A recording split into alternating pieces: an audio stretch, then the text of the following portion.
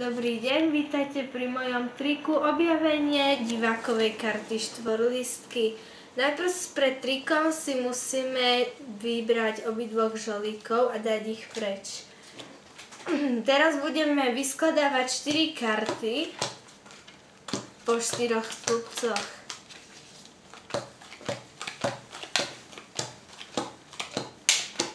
Zvyšné karty dáme preč a teraz nám divák povie, teraz si divák pozrie jednu kartu a povie nám, v ktorom je stĺpci.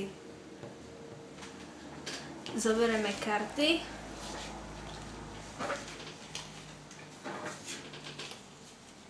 Rozložíme si ich znova do 4 stĺpcov.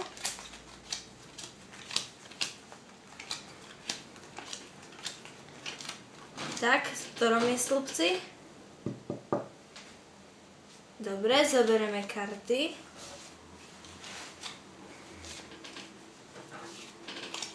A teraz ideme vyskladávať karty ako keby do štvorlistkov.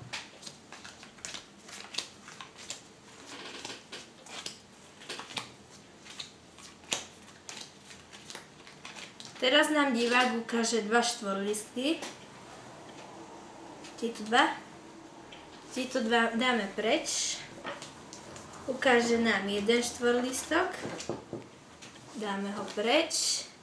A ukáže nám 2 karty zo štvorlistka. Dáme preč tieto 2. A teraz jednu kartu. Tak túto dáme preč. Je to vaša karta? Áno, je. Ďakujem, že ste si tento trik pozreli. Dúfam, že sa vám páčil a dáte mi hlas na tejto stránke. Dovidenia.